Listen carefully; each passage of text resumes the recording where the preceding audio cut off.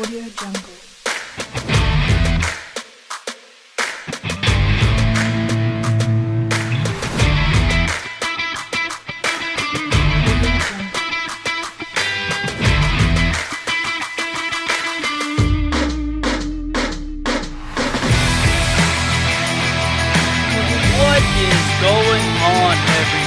This is your boy, Teran Rodriguez, bringing you another edition of the SoCal Supreme Sports Show. We are on episode 2 of the series, and I'm glad to be here today on this beautiful Wednesday afternoon. We've got a lot of topics to talk about, such as the MLS. How did LAFC and the LA Galaxy fare in their season debut? And what will happen in El Traffico this Saturday? Yes, the first of what could be many El Traffico matchups between the two teams. And also, we have some news in the NBA regarding the Lakers. Unfortunately, hasn't moved on their players injuring themselves, but how long are they out for? Who knows? And who is this player? Hopefully it's not needed. The Pac-12 made a decision regarding their fall sports from last week. Was this decision made? What's affected? All that more we'll be talking about in the SoCal Supreme Sports Show. This is Teran Rodriguez bringing you what is soon to be many more episodes of the SoCal Supreme Sports Show here on iSports Radio, your direction for all that is sports. Audio Jungle.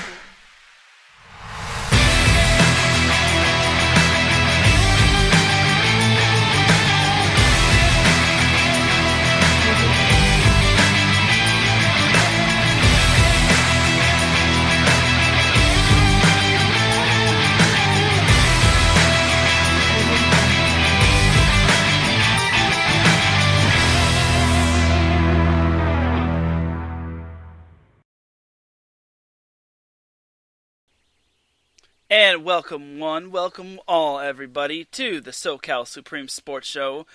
My name is Teran Rodriguez, and I am your host. And I just want to give a big shout out to Larry B, who's in the chat room.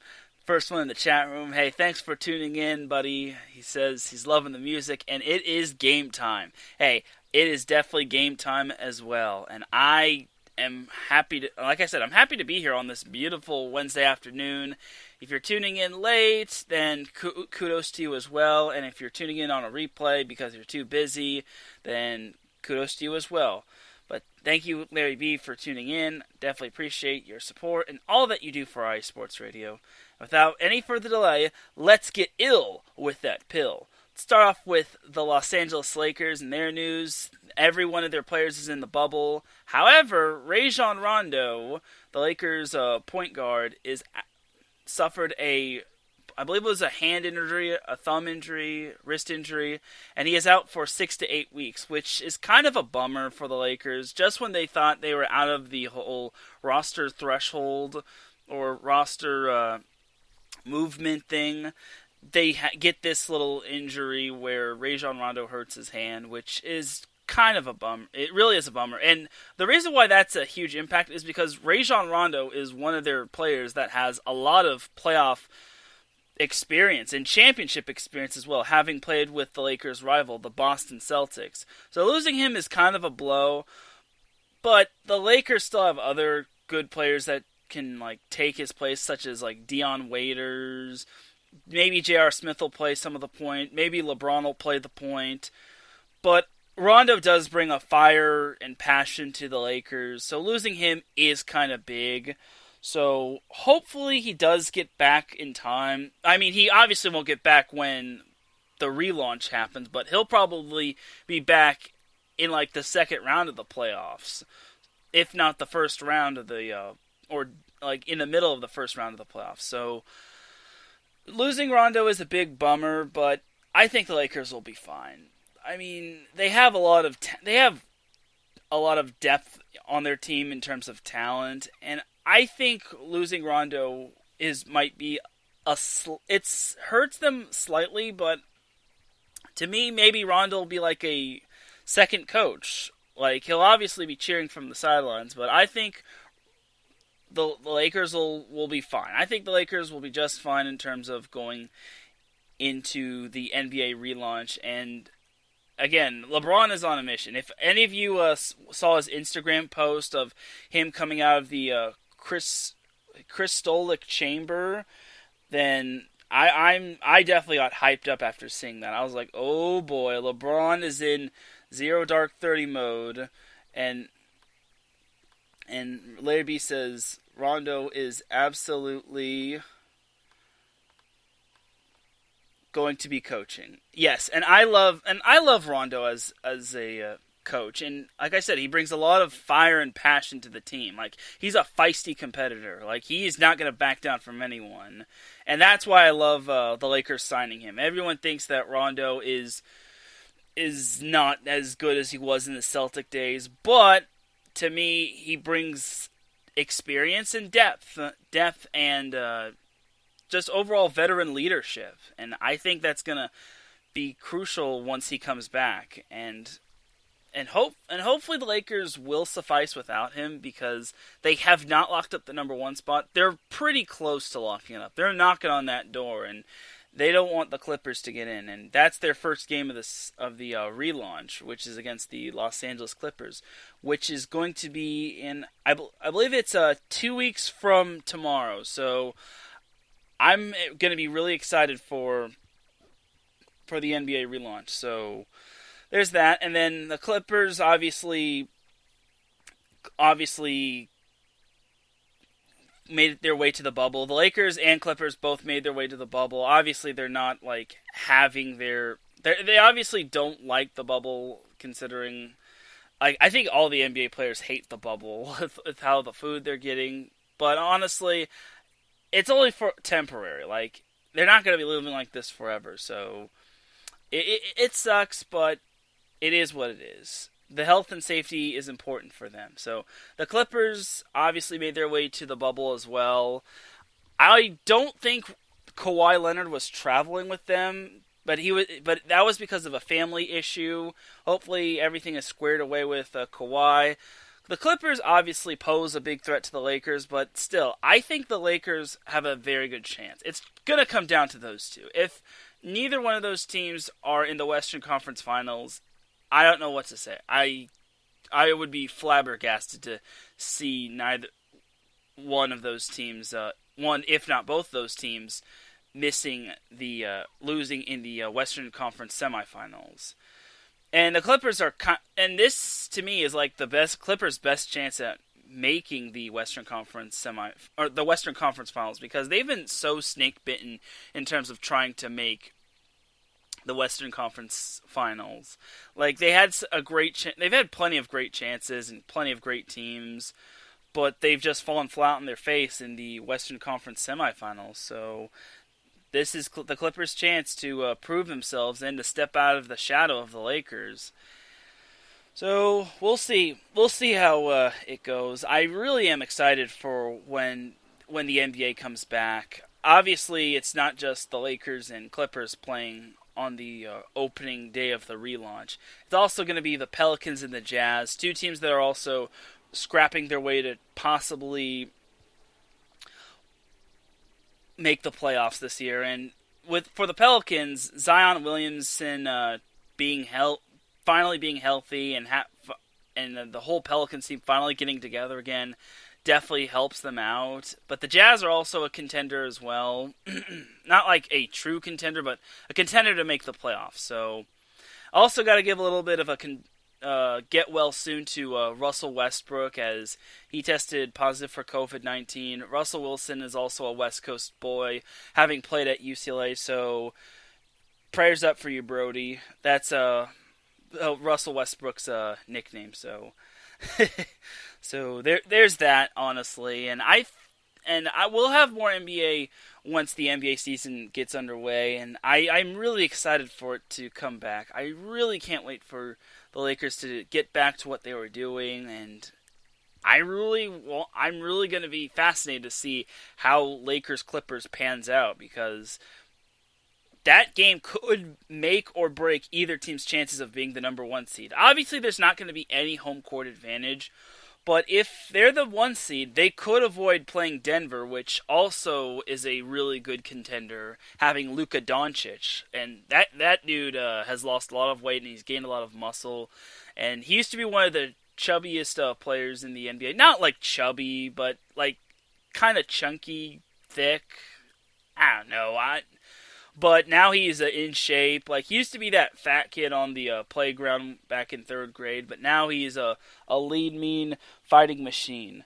And I'm really excited to see what he can do for the Denver Nuggets. And again, I think the Nuggets can be a tough matchup for either the Lakers or the Clippers. They're kind of the dark horse of the Western Conference. Everyone is zoned in on the Lakers and Clippers, and for good reason, but they also forget about the Denver Nuggets.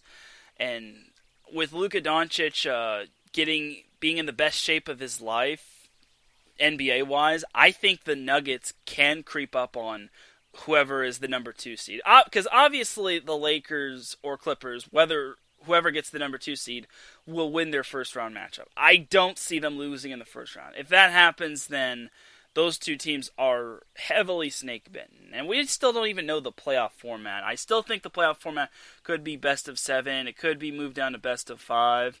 And big shout out to Davidson Crooks in the chat room saying, "What's up, fellas?" Davidson Crooks is one of the hosts for Fast Break along with Dentarius Locke. They talked a lot about basketball this past Sunday, and they did a top-notch job.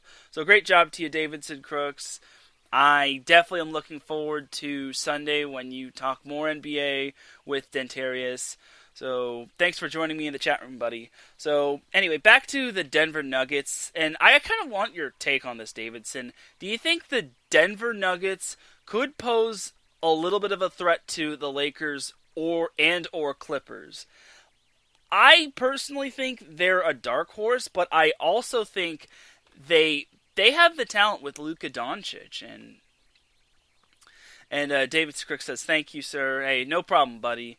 So I kind of would like your take on the Denver Nuggets, or you could just save it for Sunday for Fast Break. Like, you don't have if you don't feel obligated to answer, don't worry about it, man. So, but if you and Larry B says, "No one likes Denver, Teran, lol, JK."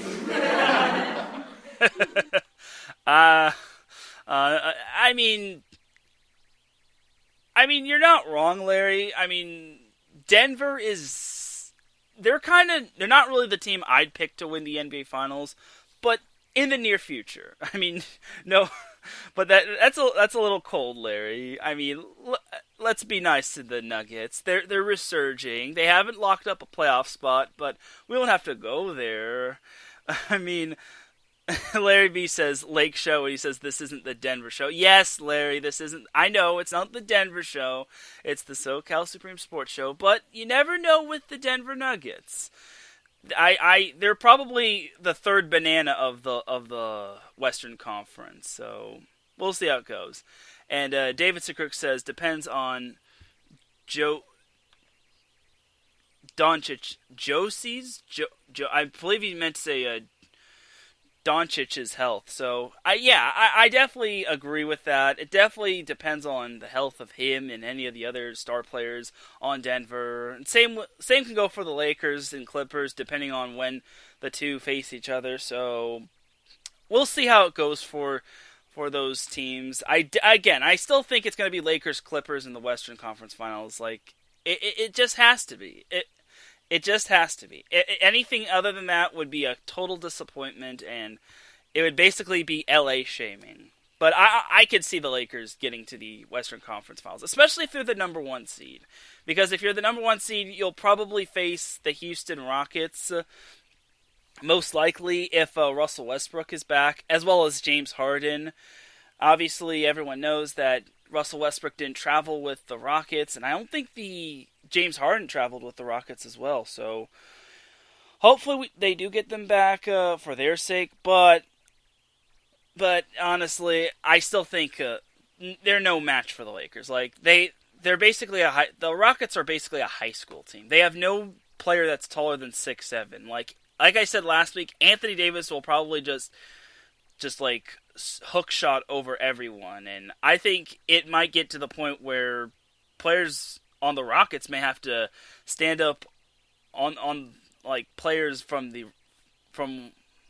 Rockets. Like basically, Rockets players are just going to be standing on top of one another, kind of like like a little bit of a piggyback ride or something like that. Obviously, they're not going to do that, which it would be totally silly. But who's to say? So, just to lock up on the NBA, I definitely think, like I said, Lakers Clippers in the Western Conference Finals. And according to the NBA standings via the ESPN app, it looks like the Lakers and Clippers have clinched their playoff spot. Just because they've thinned the horde down to X amount of teams. The Lakers, Clippers, Nuggets, Jazz, Oklahoma City Thunder, and the Rockets have clinched a playoff spot in the Western Conference. And there's still plenty of other teams that could clinch a playoff spot, such as the Dallas Mavericks, the Memphis Grizzlies, the Portland Trailblazers, the New Orleans Pelicans, the Sacramento Kings, San Antonio Spurs, and the Phoenix Suns. But honestly, those teams do not stack up to the Lakers and Clippers. Like, they just don't. Like, none of the teams other than Denver stack up. Like, it's other than the Lakers, it's pretty tight in the Western Conference. Like, even the Jazz could probably overtake the Clippers in terms of seeding, but I don't know. I still think it's going to be Lakers 1 seed, Clippers 2 seed, Nuggets 3 seed, and then 4 through 8 is pretty much a crapshoot. I mean, obviously, 4 through 7 is pretty much decided. 8 down all the way to the Phoenix Suns is still up in the air. Like, I don't see how Memphis is going to get anything higher than a 7 seed. Matter of fact, I don't think they'll get anything higher than a 7 seed. I think 8 seed is pretty much their destiny.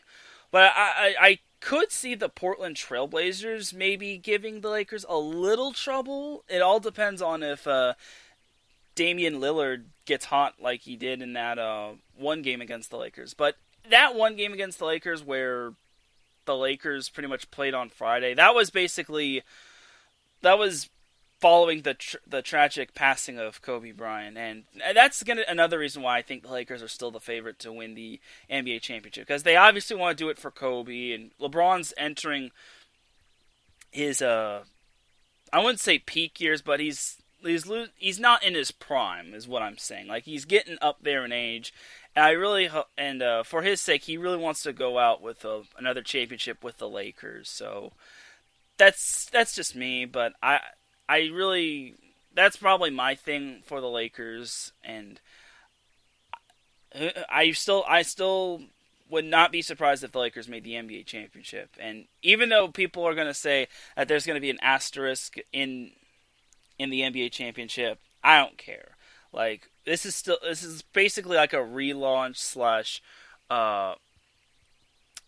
a reboot or reset or anything like that. So I still got the Lakers going on. And Larry B said, Teran called Houston a high school team. It's kind of true. They don't have anyone taller than like 6'7" in that starting five. Correct me if I'm wrong, but the Rockets are just not, they're not tall. That's what they lack of, honestly. And unfortunately, it's the sad and unfortunate truth. So unless the Rockets can get a big man, then I pretty much can see the Rockets playing 3-point ball all day for the most part, unless they play like give and go and all that jazz. But I'm not Mike D'Antoni, aka No D D'Antoni. So that's pretty much why I kind of call them a high school team, because they lack height and I don't think they play defense. I don't think their defense is as good as most other teams. Like the Lakers and Clippers defense is like on another level. I think their defense is like light years away from the Rockets'.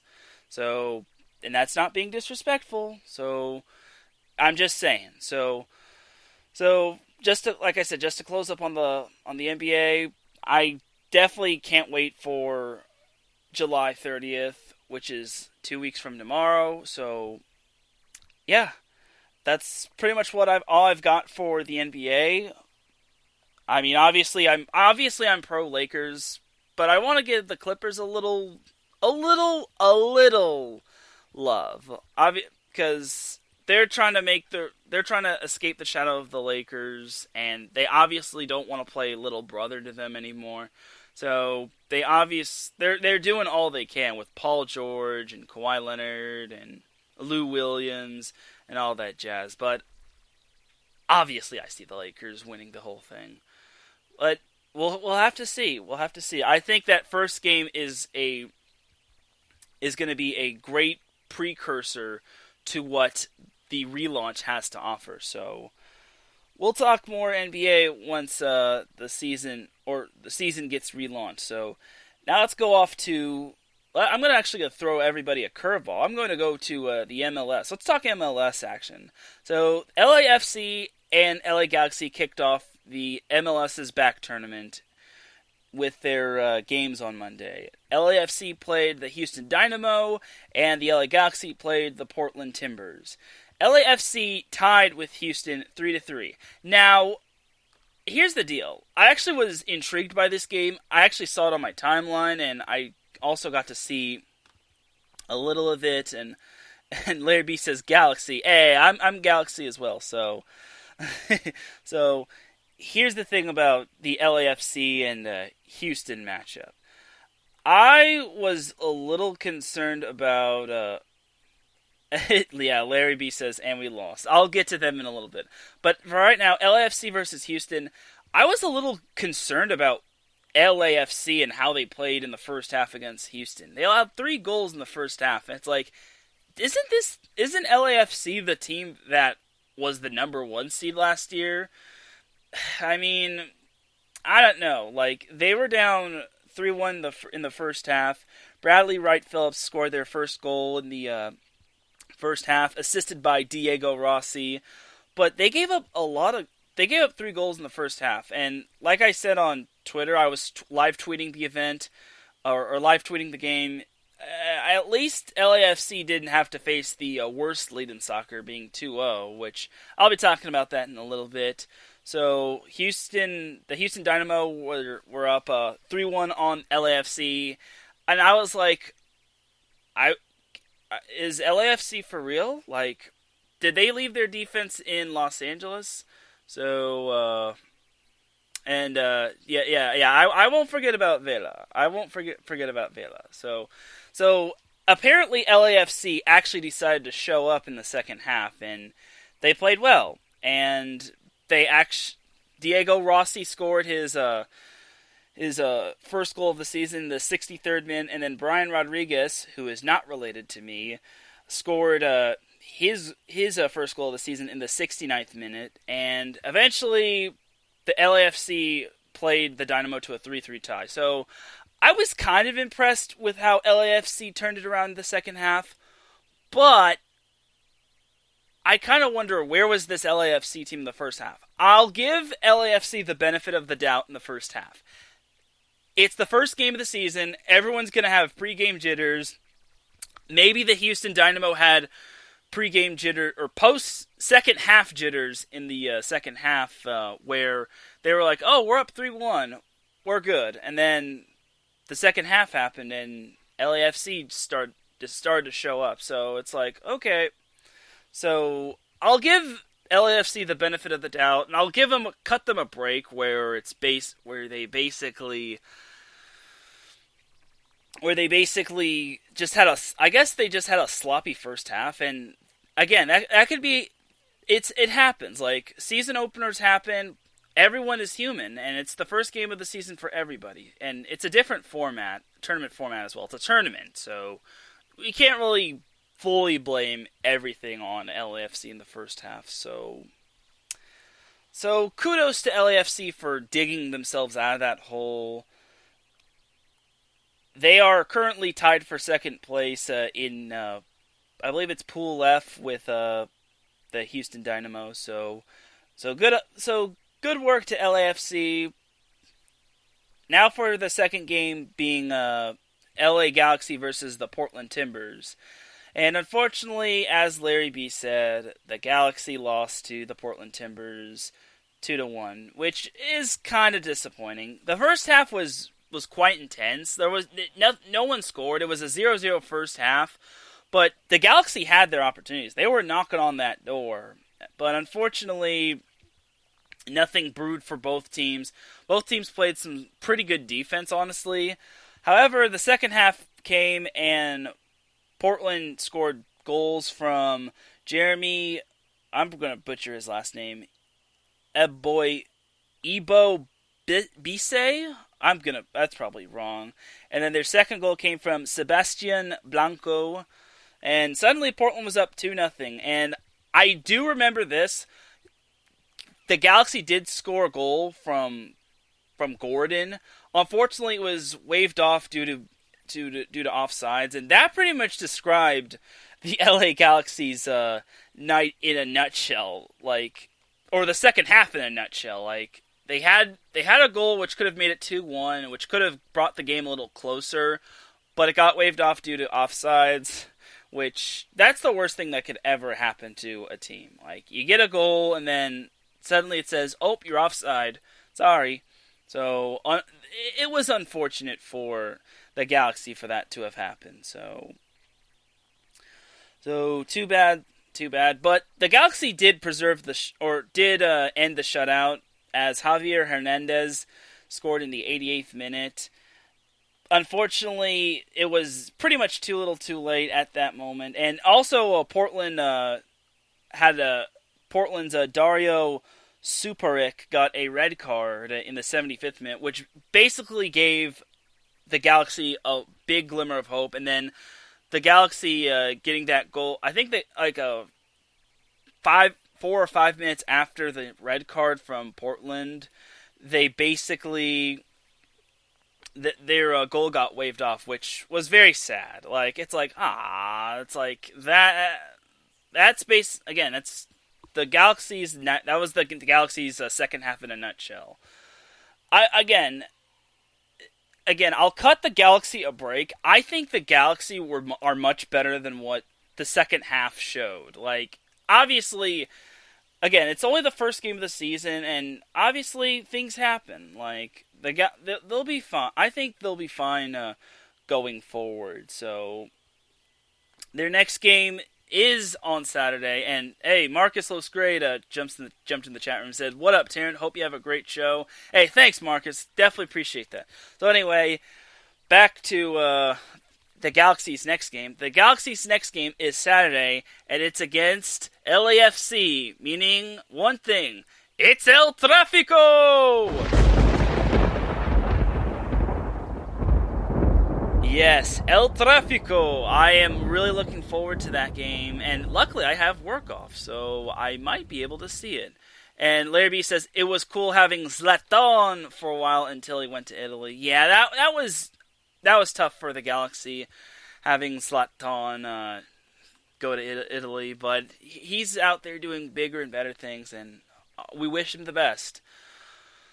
But now for El Tráfico. El Tráfico is going to be really cool. And what's really great about El Tráfico is that LAFC and the LA Galaxy are in the same pool. So now El Tráfico means a whole lot now. It means way more than just a rivalry. It could make or break the team that finishes first or second in the respective pool. So we'll see we'll see, but I'm going to make a bold predicament, and I don't really think it's a bold predicament, but I think the Galaxy beat LAFC on Saturday. Now, obviously, the Galaxy's defense is a little, but, and Larry B says, let's go Galaxy. Yes, Larry, I'm going to say it again. The LA Galaxy are beating LAFC on Saturday. I think the Galaxy are much better than what Monday's game showed, and to me, I think they're going to prove it. And they've always gotten the better of LAFC in terms of El Tráfico.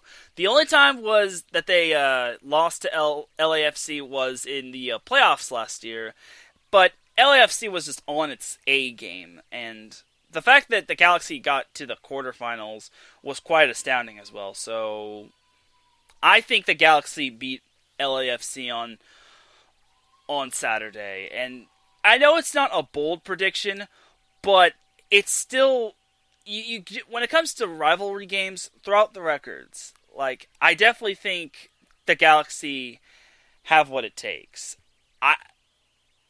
I'm not the biggest soccer expert, but I know for a fact that last year the Galaxy only lost once to LAFC, and I think they beat LAFC like twice or three times.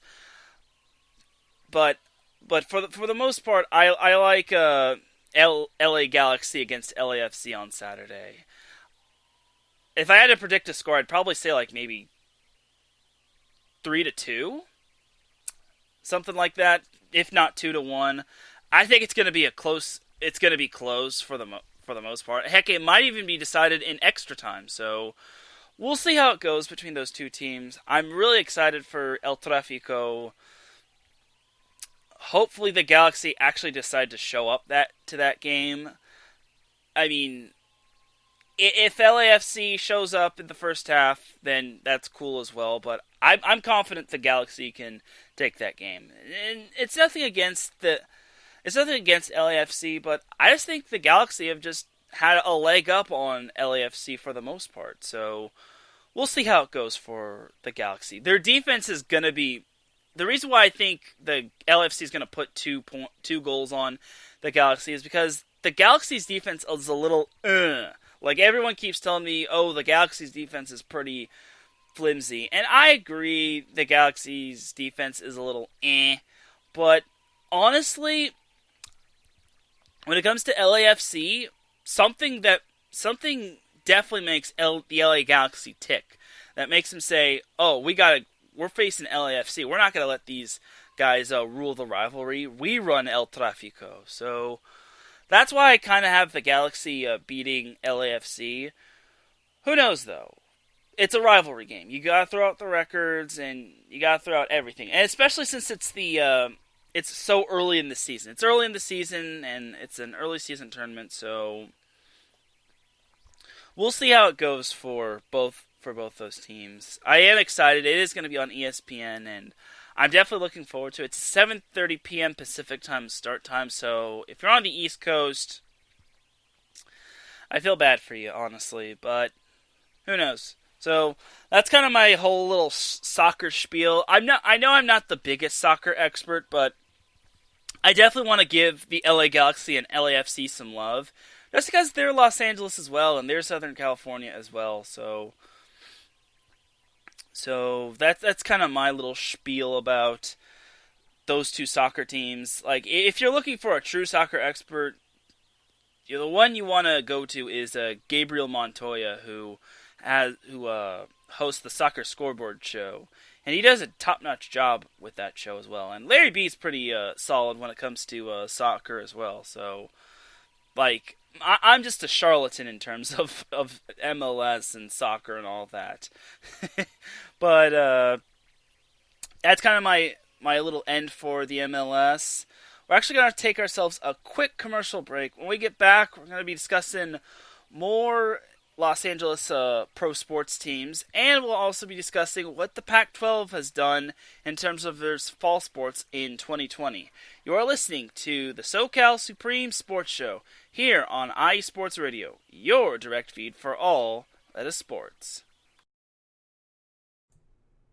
Lay down music,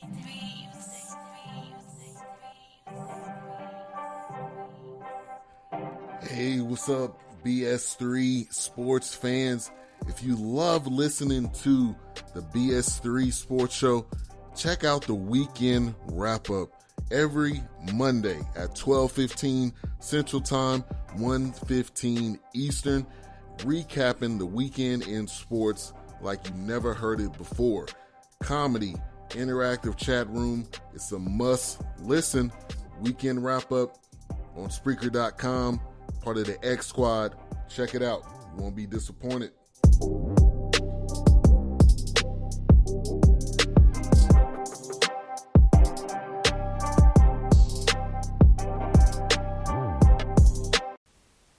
Attention, all sports fans! If you're someone who wakes up each morning with a list of sporting events to go along with your to-do list for the day, then you just might be a diehard. The world of sports is as vast as the ocean is deep, including the major leagues, the minor leagues, the colleges, and everything in between. This is me, your boy Larry B of IE Sports Radio, welcoming you to join me every Monday evening at 4 p.m. Pacific, 7 p.m. Eastern on The Defining Moment, a show that focuses on what really matters in the sports world, sports themselves, and nothing outside of them. Once again, tune in for The Defining Moment with me, your boy Larry B, every Monday evening at 4 p.m. Pacific, 7 p.m. Eastern on IE Sports Radio, right here on Spreaker.com. We'll see you there.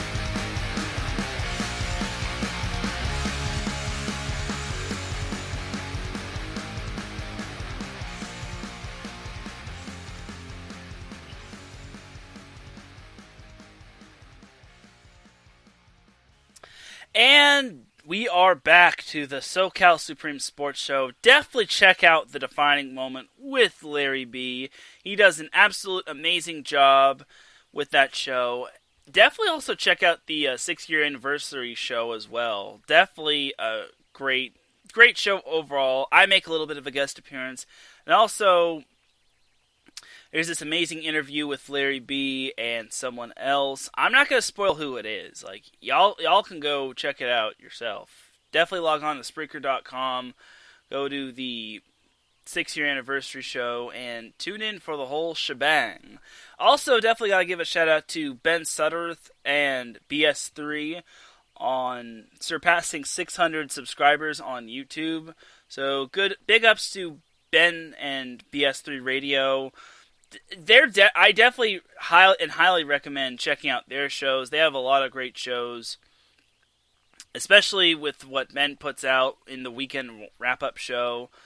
And they're definitely a great neighbor show for IE Sports Radio. They're a great neighbor station for IE Sports Radio, and IE Sports Radio is definitely proud to support BS3 Radio. It's definitely something special, and as Ben said, it's great to support other people's podcasts. So, on that note, let's jump into some NFL action. Where, in terms of NFL Live, we have ourselves one of the LA Rams' players was named to the 99 club, and that is defensive tackle Aaron Donald. And this is no surprise that Aaron Donald was named to the 99 club. That he's just a beast. He's absolutely amazing, and there's no doubt in my mind he deserves it. So Aaron Donald is definitely one of the more memorable players, and definitely what makes the Rams defense tick. A player who I'm surprised that didn't even make the top 10 is Joey Bosa. I think Joey Bosa is better than what most people expect, and I think he clearly deserves to be top 10. Him or Nick Bosa of the San Francisco 49ers, but obviously I gotta go. I'm biased, obviously, because I'm a Chargers fan. I don't necessarily hate the Rams, but I just like the Chargers more because I grew up liking the Chargers and all that. So I definitely think that Joey Bosa was snubbed from being top 10 in terms of the whole Madden spiel. And everyone is calling Aaron Donald overrated. I disagree. I definitely disagree. I definitely and respectfully disagree with everyone that calls Aaron Donald overrated. So, haters, y'all can kick rocks. I'm kidding, but still, I stand by what I say. Aaron Donald's not overrated, and Joey Bosa should be top 10 in terms of Madden. So, if I said NFL Live, I meant to say Madden. So, I don't really play a whole lot of those Madden. I don't play Madden, or I don't play any of those NFL video games, which is sad, and everyone is probably shocked. It's probably shocked to hear that. I just don't have enough time. I'm sorry, but I just don't. And it's tough. I probably wouldn't even play like Dynasty mode. Like I played Dynasty mode in terms of NBA Live, and that took like forever to get to the end. And it just took like so long to get to the end, and you get these no-name players. So that's just me. To me, I don't have enough time to play video games. I'm in school, and obviously I have a part-time job, so there's that. So other than my little spiel fest with video games, we have some news in regards to the Los Angeles Chargers. It's not big news, but Chargers reserve safety Roderick Teamer has been suspended for the first 4 games for violating the NFL policy. Yeah, to me, that's disappointing on his part, but he's a reserve. Like, if anything, the Chargers will be fine. But I got to quote Stephen A. Smith in regards to this. Stay off the weed!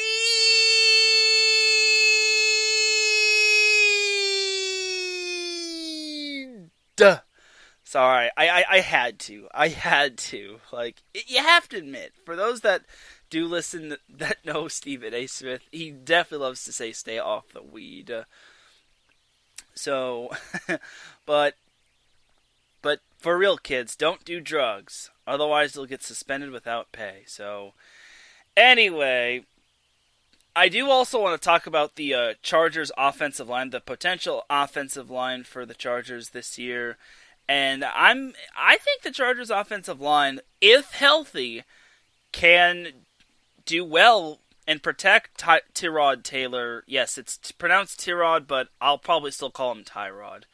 Tyrod Taylor and or Justin Herbert. Yes, I finally got his name down pat. So the first player on the Chargers offensive line is tackle Brian Beluga, who signed with the Chargers after 9 seasons with the Green Bay Packers, which definitely adds depth to their offensive line, considering their offensive line looked hideous last year. I felt bad for Phillip Rivers and everything that he had to go through. Like, the poor dude's a walking statue, so he's off doing bigger and better things with the Colts. I'll still root for him, though.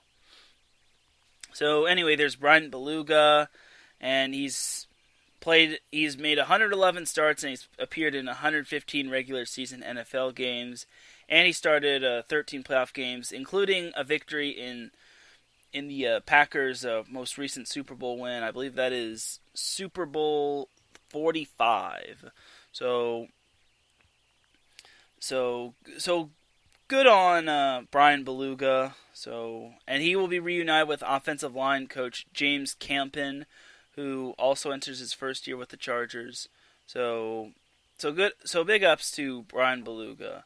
He also said he feels like he needs to prove himself to his teammates, and I like that. I think he's going to do well for the Chargers this year. Now another guy on the Chargers offensive line is guard Trey Turner, and he was acquired from the Carolina Panthers in exchange for offensive tackle Russell Okung, which I definitely think the Chargers won that trade.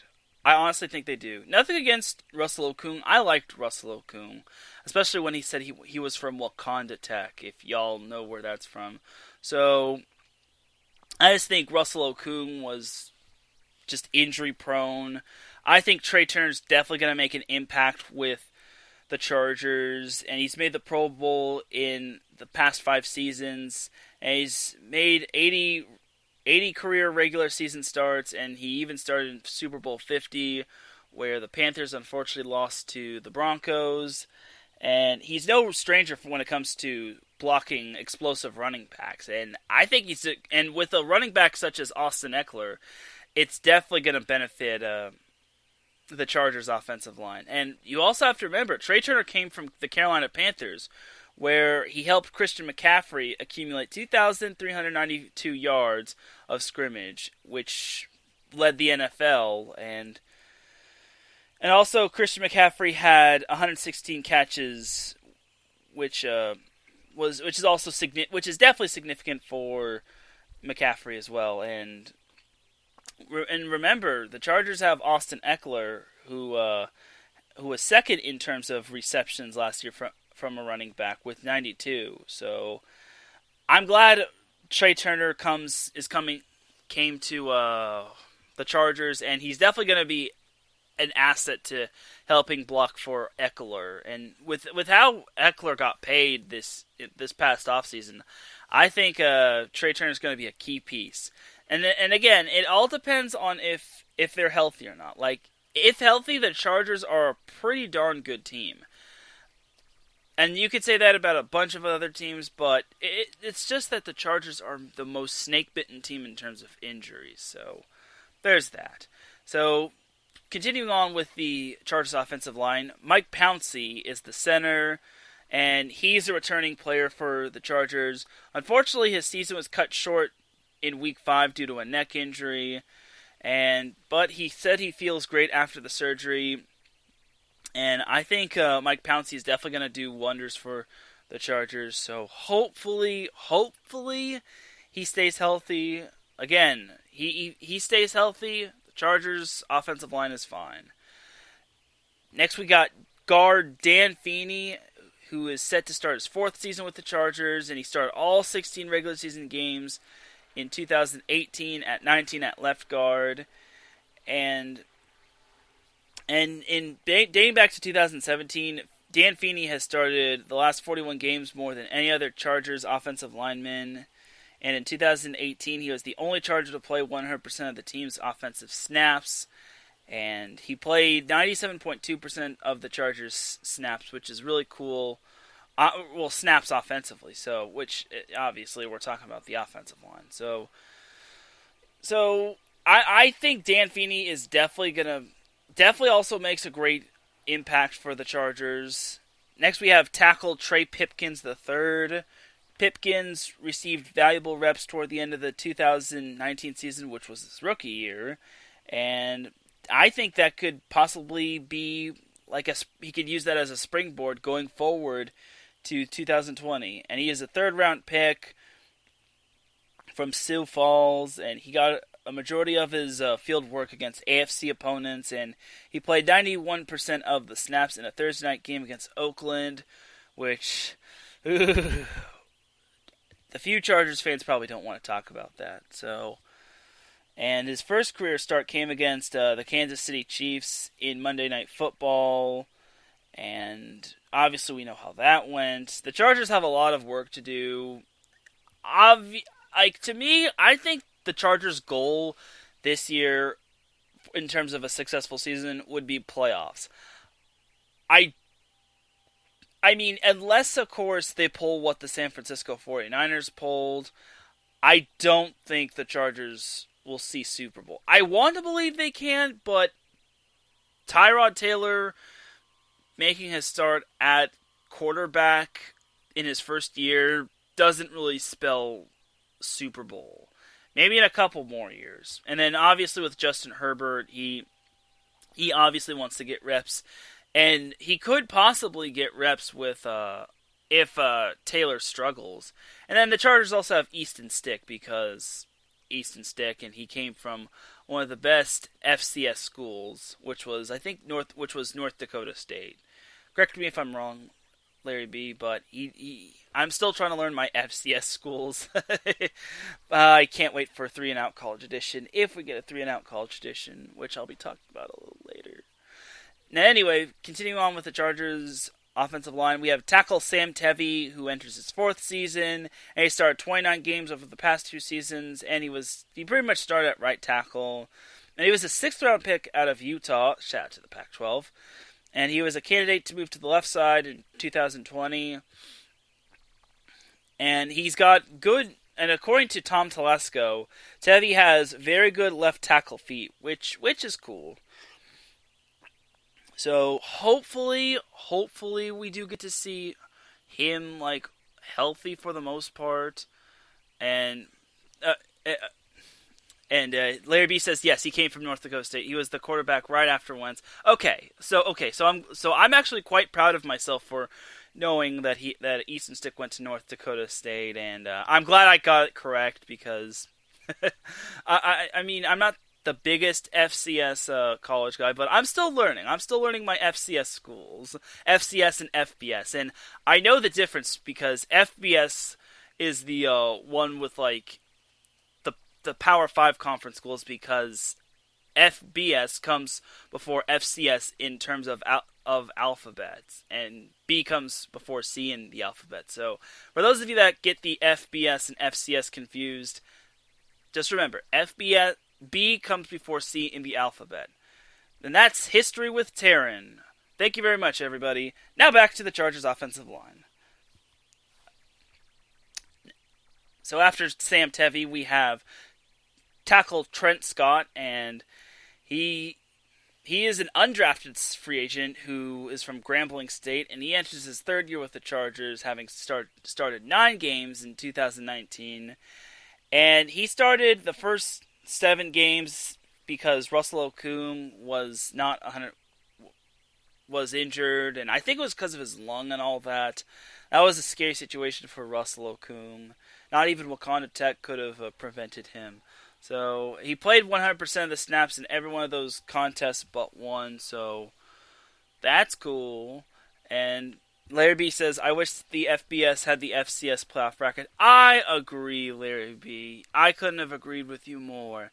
That's probably a topic for another day, but I really would like the FBS to adopt the FCS bracket. Please, I tell you. Now, this player is probably the most forgotten about player on the Chargers offensive line. That's guard Forrest Lamp, who enters his 4th season with the Chargers, and unfortunately he's pretty much been snake bitten in terms of injuries. Last year he suffered an ankle injury in week 7, which pretty much ended his 2019 campaign. And when he's healthy, the second round pick from 2017, he provides a lot of versatility, according to Tom Telesco. And he was a 4-year starting left tackle at West Kentucky. Like, this is the guy who I want to see 100% healthy. Like, if this guy is healthy, I think he can do a lot for the Chargers offensive line. And this is definitely the key piece for them in terms of their quarterback success, whether it's Taylor or Herbert at QB, or Stick. But I definitely want to see Forrest Lamp play a full season. Obviously, I feel bad for the guy having dealt with a lot of injuries, but I think when he's going to get his chance next year. Who knows? Who's to see? And then rounding off the pretty much the offensive line is center and guard Scott Quisenberry. And when Mike Pouncey was lost for the 2019 season, Quisenberry was the one that stepped up in the final 9 games of the year. And Pouncey is set to return in 2020, so Quisenberry is going to get his 3rd, and will also get to start in the 3rd season with experience. And he played 665 snaps on offense and 112 snaps on special teams last year. So I think that's pretty good, honestly, to have to be a Swiss Army knife in terms of offensive line on offense and on special teams. So to me, I think that's good. And I'm also in terms of other offensive linemen on the Chargers. I'm also looking forward to Storm Norton, who actually played with the Los Angeles Wildcats in the XFL this past winter or post-NFL season. So he's also been a member of the Detroit Lions, Arizona Cardinals, and the Minnesota Vikings. I really want to see how well Storm Norton does. And I love his name, Storm Norton. Like, Norton is obviously plain, but Storm, like, his first name is Storm. That is no typo. His first name is Storm. And the Chargers are known as the Chargers. I think it's a match made in heaven. Who's to say, though? So, and then also rounding up some of the other Chargers offensive linemen, tackle Ryan Roberts, who was an undrafted free agent out of Florida State. Then we have Tyree St. Louis, who was on the Chargers practice squad last year. Then there's Cole Toner, Ryan Groy, Josh Dunlop, Coda Martin and Nate Gilliam. So that's pretty much the Chargers' offensive line. I really am looking forward to see what the Chargers have to offer. I think their offensive line is good. I think this is a solid offensive line, especially with the addition of Brian Beluga and Trey Turner. It's just all about health for the Chargers. Like, because considering with how they always get like snake bitten in terms of like injuries, and I keep using the term snake bitten, but I think that's pretty much what describes the Chargers. They're snake bitten. So I personally think the Chargers are better than what everyone's saying. Some people are predicting them to go 3-13 this year. I don't agree with that. I think they're better than 3-13. I don't see them winning the Super Bowl, which is clearly obvious.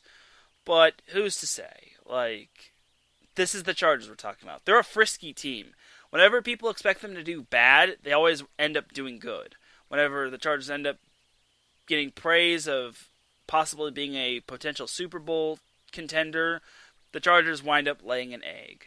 So that's pretty much the Chargers in a nutshell for me, and I agree with everyone that the Chargers don't really have a good home field advantage. But if for some reason, I mean, if possibly these certain teams don't have players or they don't have fans in their stadiums, then maybe the Chargers will actually have some good might actually have a better home field. Like, it'll basically be a neutral. Like, with no fans, no fans in general, the Chargers won't have to deal with playing 16 road games a year. So I know there are some Chargers fans out there, and shout out to you all, but there's only like a handful of you compared to like other fan bases. So that's my little spiel about the Chargers. Again, I don't expect them to win the Super Bowl, but I expect them to actually be competitive. At least, hopefully. Like, I can see them going 10-6 at best, if not, well, actually 10-6 on average, if not 11-5. I think those are my best two scenarios for the Chargers. Anything else is probably going to be like 8-8, 7-9, somewhere in the middle. Like, I think they'll win more than 3 games, and this could also make or break Anthony Lynn's tenure with the Chargers, because I definitely think Anthony Lynn's a great head coach, and honestly, I don't think he should be fired. And I definitely want to say that the Chargers gave him a little bit of an extension, and last year was just a tragic year for them. Like, it was something that the Chargers definitely want to forget about. And I think they'll be a little bit more better. I think they'll be better this upcoming year if we get an NFL season. So that's pretty much that for the Chargers. We'll be touching base upon them once the NFL starts, if the NFL starts. So there's that. And to pretty much, I wouldn't say wrap up, but I will say this. The Pac-12 did announce on Friday, or this past Friday, July 10th, that all Pac-12 sports will be having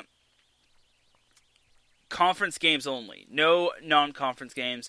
Their competition will be conference only. Now, what does this mean? I want to say this means that the Pac-12 teams will be facing one another. Like, let's start for football, for example. I think in terms of Pac-12 play, I think all the Pac-12 teams should face one another, and then I still think, like, here's one scenario I think the Pac-12 could have in terms of football. They still keep the Pac-12 South and the Pac-12 North. Every team faces one another. Like, the Oregon teams play the SoCal teams, the Washington teams play the Colorado and Utah teams. Everyone faces one another once.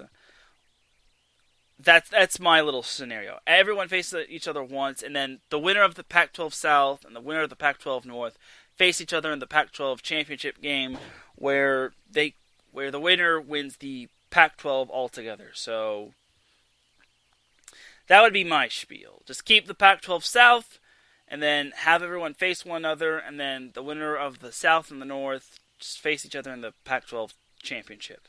Now here's scenario 2.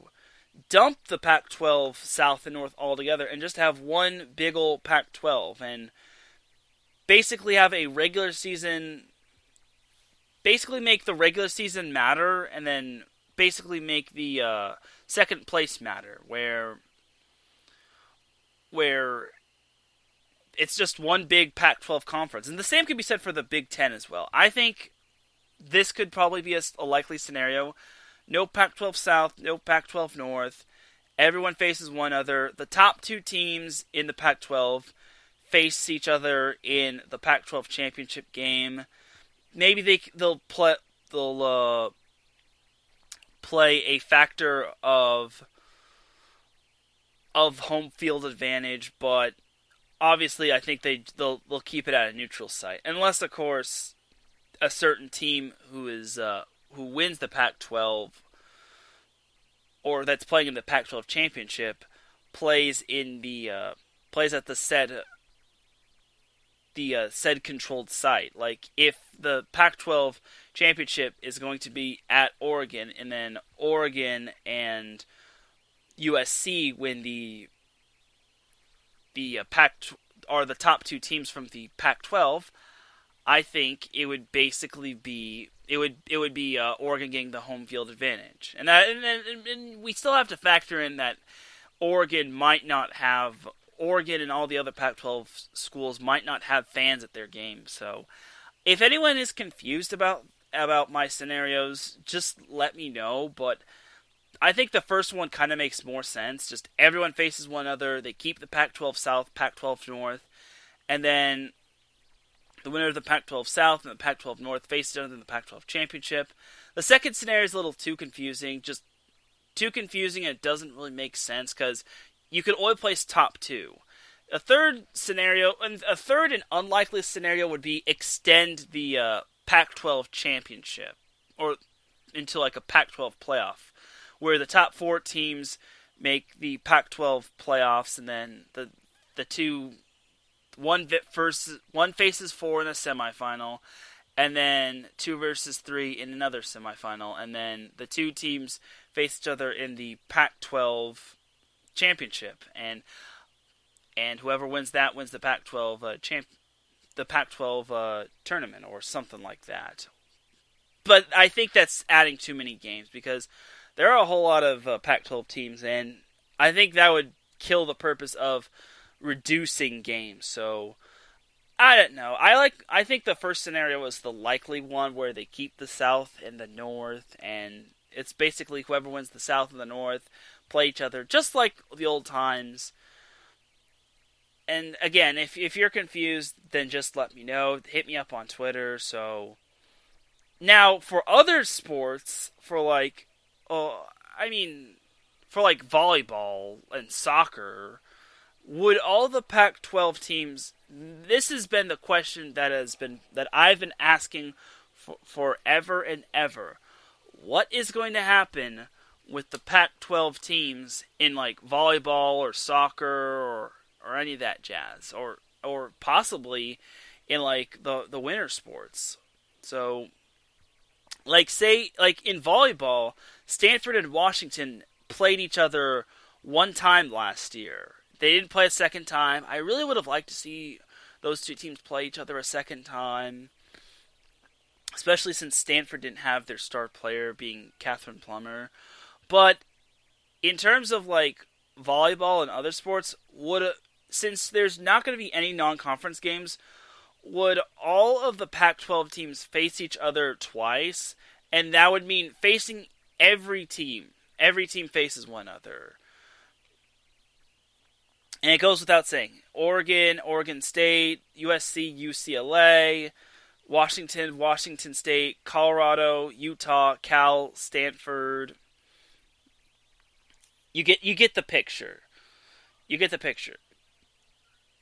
That basically that would mean everyone faces each other twice throughout the whole span of the season. So if since the Pac-12 ruled that there will be just conference play and not like non-conference play. So that's my little question to ask in terms of the Pac-12. In terms of the Pac-12, not regarding football. Like in terms of football, I think everyone is going to face each other one time. I think the Pac-12 and the same could go for the Big Ten as well, because the Big Ten has a lot of talented teams in terms of sports like volleyball and football and all that jazz. So I'd like for you all to let me know, like, what would your format be in terms of the Pac-12, in terms of football and in terms of like the other sports. And you also have to wonder what's going to happen with water polo. Like in terms of men's water polo, there is no Pac-12 in terms of men's water polo. I think their conference is the Mountain Pacific Sports Federation Conference. And this kind of boils the question to me. If the Pac-12 still gets to play, like the Pac-12 teams in the MPSF are Stanford, UCLA, and USC. But other teams from like different conferences like Pacific and Pepperdine, which are from the West Coast Conference, they cancel all their competition. What happens in terms of Mountain Pacific Sports Federation play? Like if let's say the West Coast Conference cancels all of its fall sports, and all their teams have to cancel everything. No soccer, no volleyball, no football, no water polo, none of that. What would happen in terms of those said conference teams playing with other conference teams in a different conference? Because, like I said, the MPSF consists of like a several mixed bag of teams. So that's kind of food for thought, in my opinion. So we're still waiting to hear from the whatchamacallit of the word from all these other conferences. Like, I know for a fact the Ivy League and the Patriot League have canceled their fall sports altogether, which is, I guess it's disappointing. But if you're like a volleyball buff like me, or a water polo buff, or anything, all of the above in terms of like an Ivy League or Patriot League sports fan, and you were looking forward to seeing the Patriot League or the Ivy League in the fall, then I feel for you, honestly. So, but still, it is food for thought of what could happen with all the other teams. So, just my thing, just a random figure on my end. So we'll see what happens. We shall see. But I like the Pac-12's decision. I think the Pac-12 is giving their team some form of competition. They're giving their team some form of hope. I mean, the safety of the players should be the number one priority. Obviously, all these owners and all these commissioners are all in for the money, but to me, I think the safety of the players is the number one thing, because without the players, there is no sports. Without the sports, there is no fans. Without the fans, there is no income or money or any of that. There is no income, money, or any dinero. And without any money, income, or any of that, that's no good. And they lose money, and that could basically lead to no good. No good. It would be no good if you didn't make a whole lot of money. So the number one priority is definitely the players and the officials and personnel. Like, I'm still waiting on like the other Power 5 conferences, like the SEC and the Big 12 and And the Big West Conference. The Big West Conference, I'm definitely, have my eyes glued. I definitely want to see what the Big West Conference wants to do, because they're Southern California as well, because they're important and they are pivotal when it comes to this show. And they have a lot. There's a lot of SoCal teams. The only non-SoCal team in the Big West is Hawaii, which we'll give them a little bit of a little love as well. So I know it's the SoCal Supreme Sports Show, but Hawaii's fans are passionate and they're good people. So mahalo. So so that's kind of my little spiel about the Pac-12.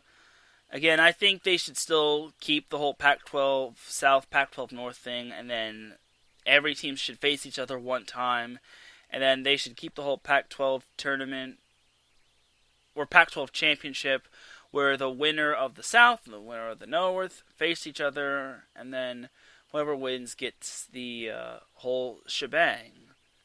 And who knows? Maybe they'll be smelling roses.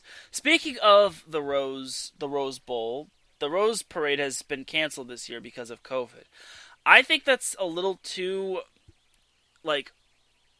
what's the word?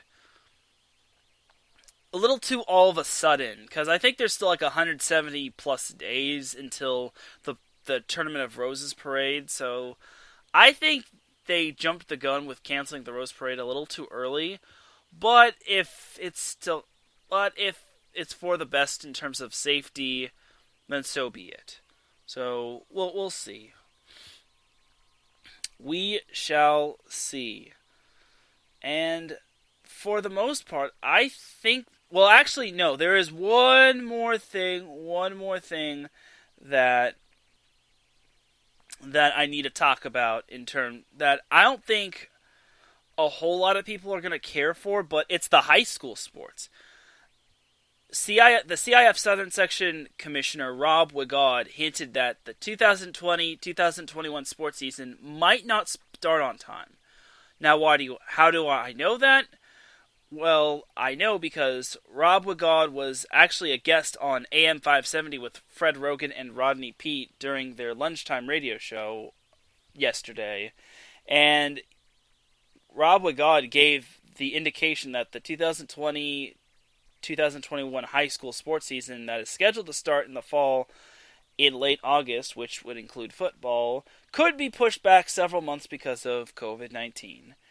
And obviously, for those that don't know, the CIF Southern Section is basically all the Southern California,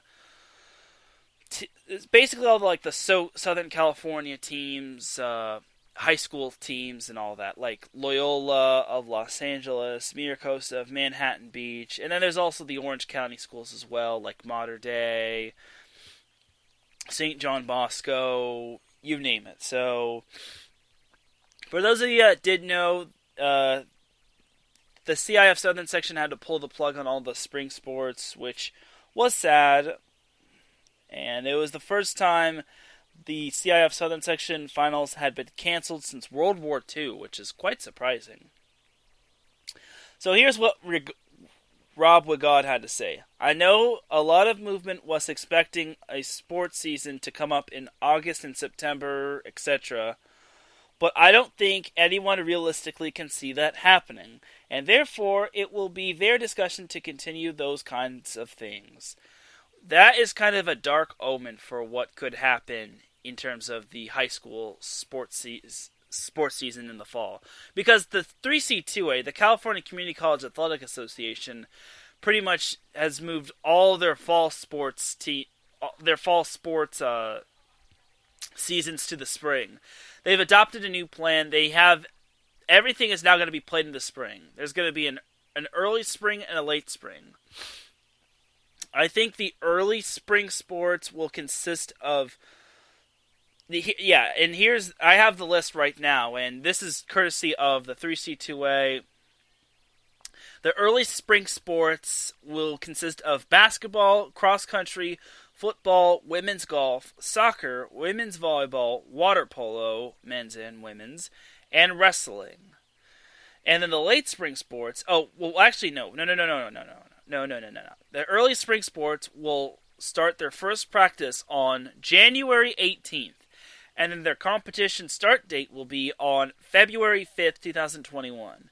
And then their conference competition end date will be on April 6th. So it's basically going to be reduced. It's going to be reduced quite a bit. And then the regionals start on April 10th, and then the season officially ends on April 17th. And then in terms of teams, in terms of seasons that will be getting X amount of games, basketball in terms of the 3C2A will have 28 contests and 2 scrimmages. Cross country will have 8 contests. Football will have 10 contests and 1 scrimmage.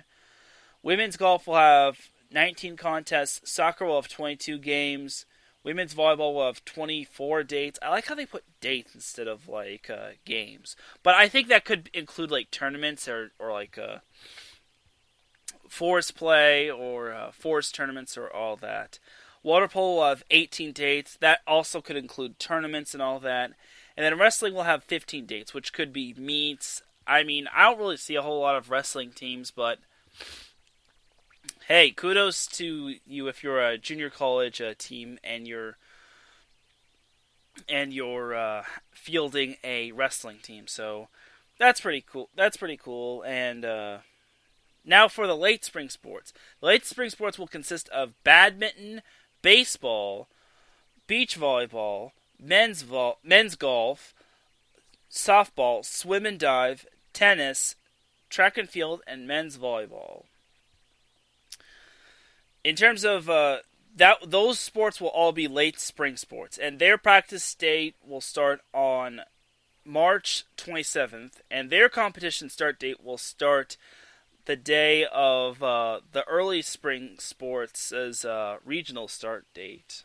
And the conference competition end date will be June 12th. It'll go all the way till the summer.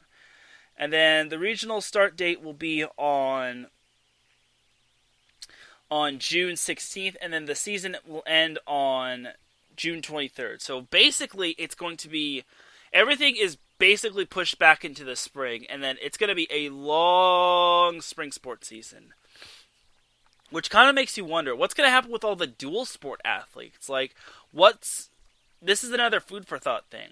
What will happen with the dual sport athletes? Because I know a few players that do like to play dual sports in junior college, like football and basketball and volleyball.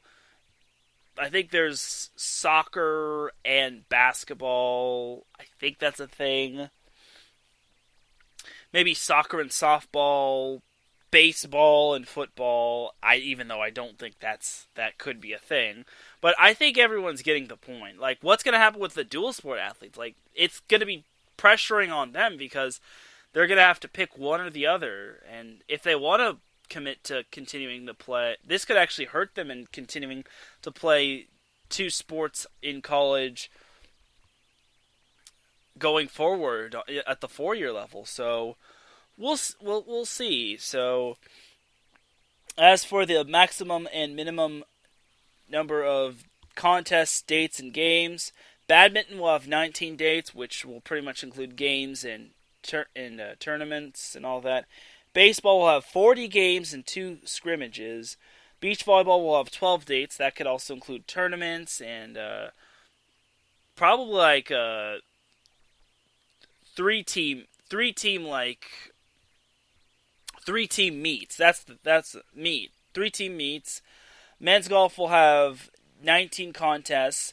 Softball will have 40 games and 2 scrimmages. Swim and dive will have 11 meets, which also includes tournaments and all that jazz. Tennis will have 26 dates. Track and field will have 13 contests, which will basically be meets and the track and field meets. And then men's volleyball will have 21 dates, which will basically be mini tournaments and all that sort of jazz. And I think those also include like playoffs as well. I'm not entirely certain. So we'll see. We shall see. So that's kind of the whole spiel about the 3C2A. I mean, it's an interesting concept, but they're basically smorgasbording everything into one season, and it's a little concerning, but at least they're trying to move forward with a plan. They're not just trying to just delay it and then keep everyone in the dark wondering if they're going to get a sports season or not next year. So, because junior college athletes definitely deserve to be in the know in regards to everything that's going on, because they want to make their name be known as well on the 4-year level. So, again, it's just food for thought for me. And high school sports are definitely the same thing. Like, it would be really something to see the high school sports seasons all pushed back to spring. Basically, fall and winter sports would all be pushed into the spring, and it would just be a cluster muck of everything. So, yeah, it's basically, it would all be clustered into one, which is not really healthy, but we'll see. And yes, I said muck. Don't even think that I said something else. So, on that note, that's pretty much going to end this episode of the SoCal Supreme Sports Show. Thank you all for tuning in. I definitely appreciate you all jumping in the chat room and tuning in. Big shout out to Larry B. Big shout out to Marcus Losgreat. And big shout out to Davidson Crooks. Before we sign off, I just got to tell you all to keep supporting IE Sports Radio. We are in the middle of the week. We had Davidson Crooks and Dentarius Luck do Fast Break on Sunday. Then we had, no, we didn't have Let's Whine About Sports. We had Unfiltered Truth on Monday with the Phils, Phil Jones and Phil Robinson. Hey, thanks, Larry. I definitely appreciate you saying great show. So, yeah, we had the Phils on Monday. Tuesday, we had a smorgasbord of shows. We had the Kansas City Shuffle with Dave Friedman and Ryan Pesquire Davis. We had my other show being Set Point with myself and Jack Stafford. We also had Nick Amato as a guest. And then yesterday we also had Marcus Losgreat with Gloves Off. And then obviously we have today with my show being the only show. And then Thursday we have another triple header of shows. Starting at 11 p.m. Pacific time. Or no, it's 10 p.m. Pacific. 10 a.m. Pacific time. God, I'm sorry. 10 a.m. Pacific time, 1 p.m. Eastern time. We have the Deep Stage with Larry B and Couch Crew Chief, aka Jonathan Grunke. Those two will be talking NHRA, and then later on Thursday we have the Extra Mile with Daryl Kinsey Jr. and Michael Ward. Definitely want to tune into that show, considering that's basically motorsports and auto sports. It is the fastest show on IE Sports Radio. And then closing out Thursday, we have Bases Loaded with Brandon Buckingham and Blake Henley. Definitely check those two out, considering baseball is on its way back. And I know I didn't really talk a whole lot about baseball, but to me, once the season gets into full swing, which I believe starts next week, I'll definitely be talking a whole lot more baseball, especially since opening day is 1 week from tomorrow, if you're playing on the 23rd. So yeah, definitely do check out Brandon Buckingham and Blake Henley on Bases Loaded. And then Friday we have the Neutral Zone with the one, the only Robert Kavanaugh. He'll be talking some hockey, some NHL, and what he calls the COVID Cup, which is actually a creative name, honestly. And then Saturday we have Down in H-Town with Corey Walker. He'll be talking some Houston sports, such as the Houston Rockets, the Houston Astros, and the Houston Texans. And I touched a little bit upon the Houston Dynamo today, and a little on the Houston Rockets, but mainly on the Houston Dynamo because They played LAFC. I'm a little surprised that the Dynamo lost a 3-1 lead. At least they didn't lose, though. Like, you still got to protect that lead. So we'll see. Maybe we'll have ourselves a little crossover in terms of shows. But that's one miracle at a time. And definitely continue to support IE Sports Radio. Continue to give us a like on Facebook. Follow us on Twitter and Instagram, and on TuneIn and on Spreaker and all that. And definitely subscribe to us on YouTube, and leave us. And again, like if you liked us on Spreaker and on YouTube and TuneIn and Spotify and all that, and Apple Podcasts, and definitely continue to support IE Sports Radio in terms of the website. Like, the website is definitely taken off, and IE Sports Radio is continuously growing. Like, we are growing at a rapid pace. We have a bunch of regional sports shows, and we're not going to stop. And I think we may have IE Sports Radio is going to have their own university that's going to be coming soon. Who knows? Who knows? And definitely keep an eye on the IE Sports Radio Instagram. Like, I may make an appearance on the IE Sports Radio Instagram later on in the week. Just a little hint, just a little quick teaser, and definitely buy IE Sports Radio's merchandise. We have t-shirts, we have long sleeve t-shirts, we have tank tops, we have sweaters. Heck, we may even have IE Sports Radio towels. Again, one miracle at a time, though. I'm just kidding. But we definitely have a lot of IE Sports Radio gear in different colors as well. We have 27 different colors. So definitely pick up some IE Sports Radio merchandise. And you can follow, like I said, you can follow IE Sports Radio on Twitter. You can follow the SoCal Supreme Sports Show on Twitter at SoCal Show IESR. That Twitter is back up and running. I'm sorry if I haven't been active a whole lot. I almost lost the account. But your boy pulled himself together, and he was able to emerge like the phoenix from the ashes. I made that sound a lot more dramatic than normal. But on that note, it's time to get on out of here. Ayo, DJ, play that music real quick. Once again, thank you all for joining me on the SoCal Supreme Sports Show. This is Teran Rodriguez. I'll be seeing you all next week for SoCal. Good night, everybody. And just remember, SoCal is for show.